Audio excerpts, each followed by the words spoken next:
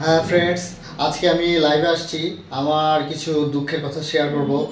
আজকে আমি এখনো স্বাধীন হতে পারিনি। আমার ওয়াইফের কাছে আমি এখনো পরাধীন। আমাকে সে নানানভাবে নির্যাতন করছে। আমি এখনো বাইরে যেতে পারি না। কোথাও বের হলেই বলে কোথায় আছো, তাড়াতাড়ি চলে আসো। বাসায় কোনো কিছু করতে পারি না, বাসার বাইরে গেলেও সমস্যা। মানে নানা রকম ভাবে আমি অত্যাচারিত হয়ে আসছি।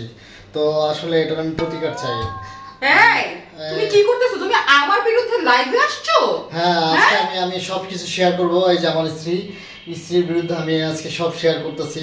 আমি সব সময় অত্যাচারিত হয়ে আসতেছি। হ্যাঁ, তো আমি বলবো না? আমি তো অবশ্যই বলবো, আমার তো বলার রাইট আছে। তোমারে আমি রাইন্দা বাইরা খাওয়াই, হ্যাঁ, তোমার আমি কাপড় চোপড় ধুয়ে দেই, তুমি আমার বিরুদ্ধে আসছো। দেখেন এখনো আমার সাথে কেমন ব্যবহার করতেছে, দেখছেন আপনারা?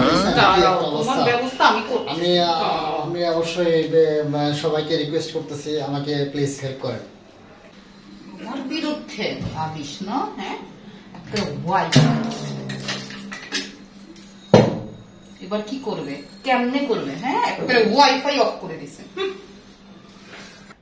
মানি না, মানবো না, মানি না, মানবো না, মানি না, মানবো না, আমার দাবি মানতে হবে। মানি না, মানবো না, মানি না, মানবো না, এক দফা এক দাবি মানতে হবে, মানতে হবে।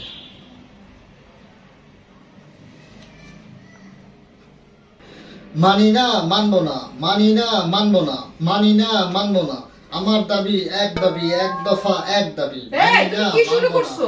হ্যাঁ, কি করবো আমি? এগুলা কি ওয়াইফাই না কেটে দিছি? হ্যাঁ, এক দফা এক দাবি মানবো না। কোনো কথা তুমি জানো আমি কি করতে পারি? কি করতে পারো? এই যে বুক পেতে দিচ্ছি, যা করো করো, তারপর মানবো না।